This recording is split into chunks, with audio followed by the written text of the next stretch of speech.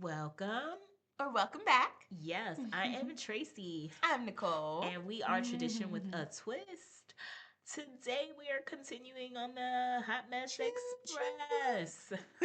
Guys, so Sister Wives Season 2, Episode 9. No Place for Home. Y'all. So I'm just saying, this is a real recap, like real, because we just finished watching it. My mind is blown. Totally blown. Yeah, so it's we've kind of moved a little bit away from the filler. Woo. There are two main things we'll say that happen in this episode. Yes. We have actually, hold on, pause, hold that thought. Okay. So, pretty much two big things happen this episode. So, we have Meri's surprise birthday party. Yep. And we have scouting our location for homes. And where are they going? Vegas. Take me to Vegas. I want to go to Vegas. Take me to Vegas right now. Sorry. Yeah. Side note, if you know, you know. Why you didn't invite me to Vegas? Invite me to Vegas right now. No, invite me to Vegas. You know. Wow, y'all. Yeah. Wow. The lighter clearly is planning Meri's surprise party. Meri is turning 40. Mm-hmm. They want to do something special. Meri is a detective. She always finds out what's going on, and they think this is the perfect opportunity to kind of catch her off guard because you know who's going to Vegas? It's Robyn, because this is an actual time where the birthday surprise party for Meri might work because we'll all be out of town. We. Meaning Kody, Robyn, and Meri. And so, she'll just walk in and it'll be a surprise. So we'll be out of town. So this is the perfect opportunity. It might work this time, guys. It might. And you know what? Since she's turning 40 and she was born in the 70s, y'all, because that was Robyn's way of saying she's old. We're going to do 70s theme. Because who doesn't want to be a flower child? Yeah. We planned on doing a 70s theme because we thought it would be way fun. Because she was born in the 70s. And 70s, who doesn't want to, dress up like, a flower child? Okay. Yeah. So, who is it? Janelle and Christine, they're home. I love Christine. Yeah. I love the way she loves to do for the other wives, and Janelle's excited to actually be able to do something special for Meri. Yeah. And so they go to the party store with the older girls, and they're like buying decorations, and they're planning, and they're excited. A friend of theirs is a caterer, and is actually going to cater for free as her gift. To Meri. I was like, that's a good friend because that's a hella expensive gift. You know what I mean? Just saying. For a family of 21. Just saying. For real. Yeah.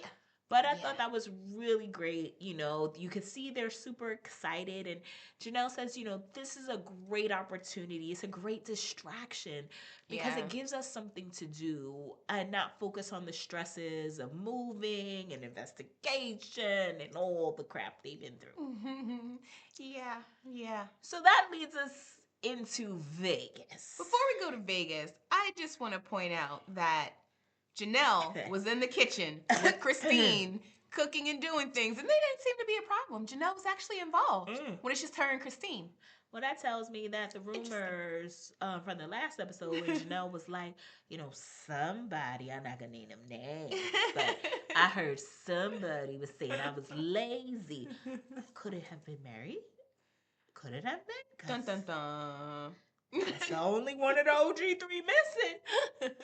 So Robyn's too fresh and new to say anything. Yeah. But whatever. Yeah. So just wanted to point now I'm going to refer, you will probably hear, I am going to refer to Meri and Kody and Robyn as the throuple. I am. Because that's what it seems like. Because that's what it seems like. Because they're so attached. Those three are so bonded. They are. In a weird, freaky ass way. But, Meri said, we don't go weird. I don't know. That's a weird, freaky ass connection the three of them got. I don't know what it is. I don't know. But I don't know. Okay. Yeah, it's not right. But, they go to Vegas. And their goal in driving to Vegas is to secure housing. Because they got to move in 10 days, y'all. I don't know how they're gonna do this. Yeah, but 10 days. Because we find it so at the beginning of the episode before we start talking about Meri's birthday, they're like, we got 2.5 weeks until we need to move. Because that's when the kids, their current semester ends, and then we'll only have a week in between before the new semester would start in Vegas. That's right. So they literally have about 10 days though, by the time they're actually going to Vegas. They're going to Vegas. Before they actually need to be relocated so that the kids have time for school. Yep. Yeah. Yeah. They drive down. It looks like they stay in a hotel, I guess. Mm-hmm. And then, you know who Robyn. She mentioned, well, my dad's here, so he's coming along with us because, he knows the area. He's lived here for a while. All of these things. Now, mind you, we see Dad leaving with them. We'll never see him again because the only person we ever see with them again is the realtor. Yep. Don't ever see Dad again, but hold that thought, y'all. This is interesting. Why is Dad there, but we'll never see him again? But why is it one out of the 4 wives actually has ties to Vegas? Interesting. Right. The place we've decided to move. Right. One of the wives, the newest wife, has ties to. Curious. Surprise. Curious. So, they go around, and Kody has this grand idea, because, Vegas is not meant to accommodate a family of 21 in one home. They don't have polygamous homes the way they do in Utah. So he's like, even we would look at these huge homes, but there'd only be like 5 bedrooms, And he's like, I don't want them. I don't want my family separated. I want everybody as close as possible. So we've realized we have to look at multiple homes. So we're going to try to keep them as close together as proximity possible. is really important because, I got to be close to, everybody has to be close together. Because again, I want my kids growing up as siblings, not cousins. And he was like, and the wives, they all want me to say goodnight to them every night. And that's difficult to do when I got to go to multiple houses, when I'm staying at one wife's house. In a perfect world, we would all be in one big house with each wife having their own separate wing, if you will, of the house. So we call this realtor up, and I say to her, the most important thing for my unique situation is that I have this whole family in one home or as close to each other as possible. I found out that even if it was a 10,000 square foot home, it still only had 5 bedrooms. There isn't the big family thing that we got in Utah. Every wife wants me to say goodnight to her every night, and that's a hard thing when you're staying at another wife's home. For me, the number one issue became proximity, location in relationship to each. Of the 4 homes. Yeah. Too bad for you, so sad. But Kody gets this grand idea that to make this move easier for the kids, you know what would be a great idea? You know what would be a great addition to one of the homes that we don't have yet? A pool. Yeah.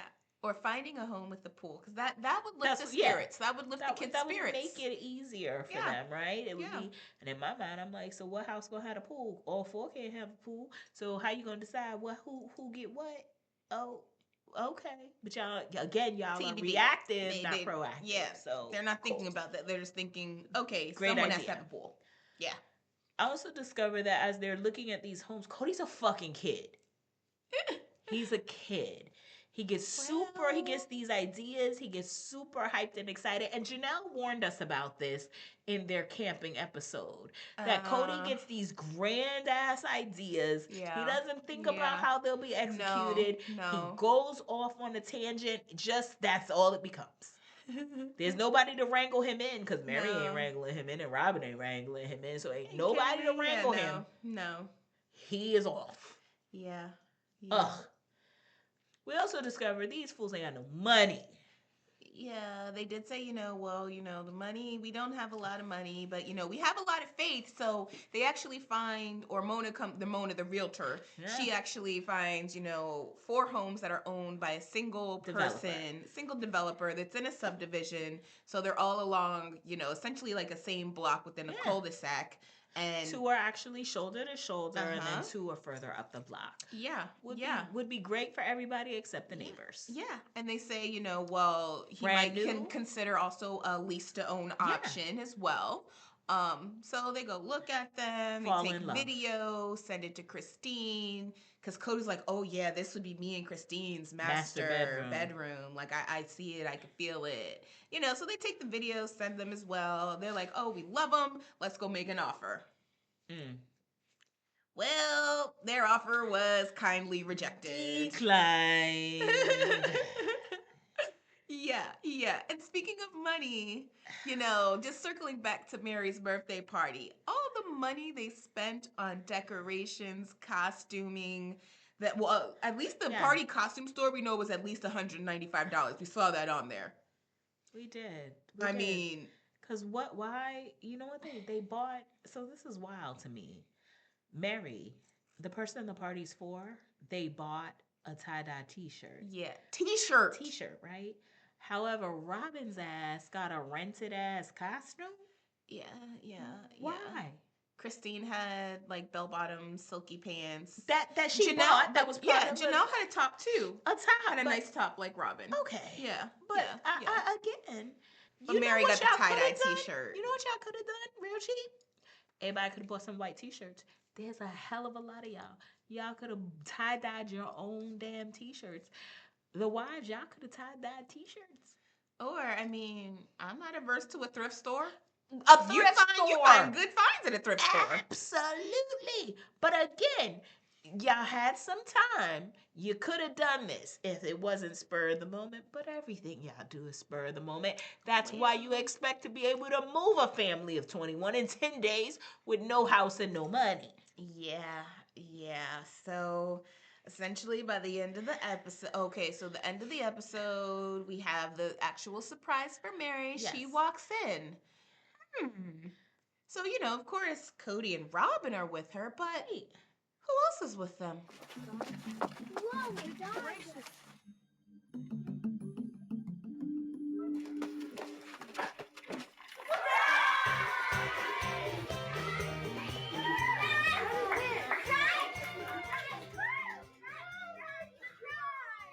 So we realized Robyn's kids went on the trip with them to Vegas because Robyn's kids walk in the door with them. Yes, with their coats and everything. So that means they were on this Vegas trip, but it wasn't really shown, which circles back to why Robyn's dad might have come to the hotel and then we never seen him again because he was playing babysitter. No, I think her mom was playing babysitter because he left the hotel with them to actually go look at places. You notice we never saw where were the kids? Yeah. The kids were in the hotel room with grandmama. Whatever. And that's if I really want to believe granddad went, because we'll never see him again. We see him walking as if he's going with them, but at any of these homes, we don't never see him. Oh, never see him. No. He ain't get in the car with them, so you assume he took his own car? Maybe all he did was take them to the realtor. Maybe. And then he came back to the hotel to play grandpa and grandma with the kids. Yeah. I don't know. Yeah, I thought that was interesting. A very shady little snip. And if you weren't looking closely, it might have been something you completely overlooked and didn't think about. It's a pattern, because this is not the first time that Robyn doesn't leave her kids with the other wives. It's a pattern. Yep. 100%.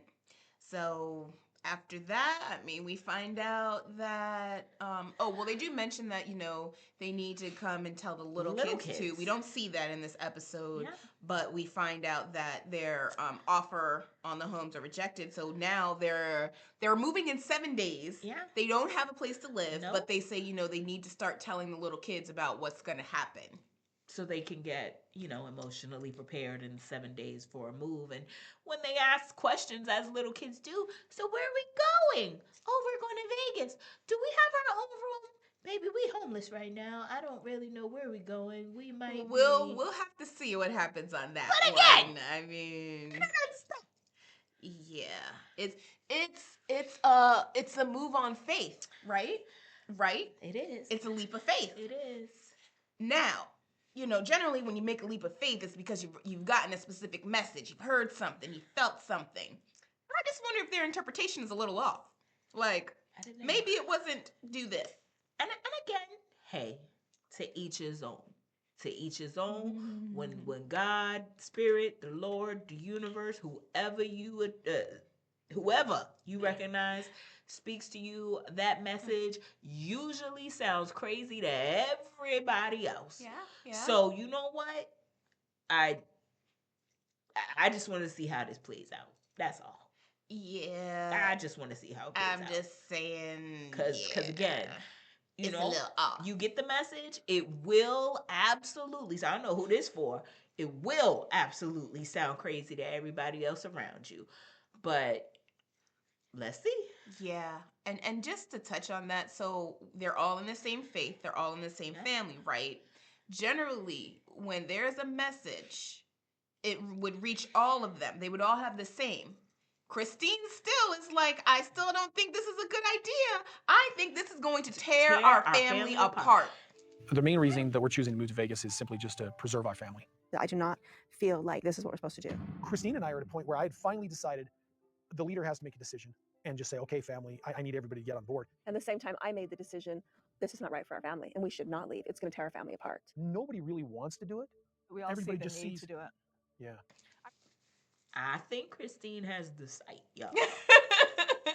Oh no. I don't know. Christine was the first one hesitant with Robyn. Yeah. Christine hesitant with this move. I think Christine might be hanging out with Professor Trelawney with a little bit of the sight. I don't know. I'm just saying she's the one who, voices these things. I'm just saying, Kody and Robyn over here. Yeah. Everybody else is kind of either in the middle or on the other side. It's just generally the leaps of faith, it's a unity. You would all be getting the same message that this is what needs to be done. She's so far the only one we've really seen. I mean, we saw Meri toe to toe a little bit with Kody, but she's also the only one we really see be like, Kody, nah. Nah, bruh. Nah. So, I don't know. I'm starting to rock with Christine Love. I always rock with Janelle, but I'm starting to rock with Christine and the thruple. I don't trust. Now I'm like, I don't trust them. Because I think Meri is brainwashed. Okay. I mean, you know what? That could be valid. I ain't even gonna front. So, that was episode 9. No Place for Home. And guys, so you know what it is time for, though? Twist time. And so, let's see what the message is.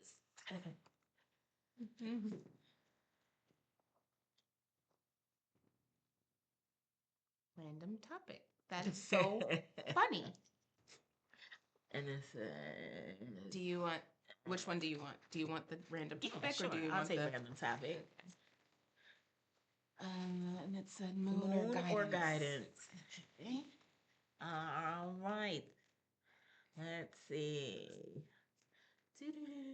I'm picking guys if you're like, what the heck is she doing?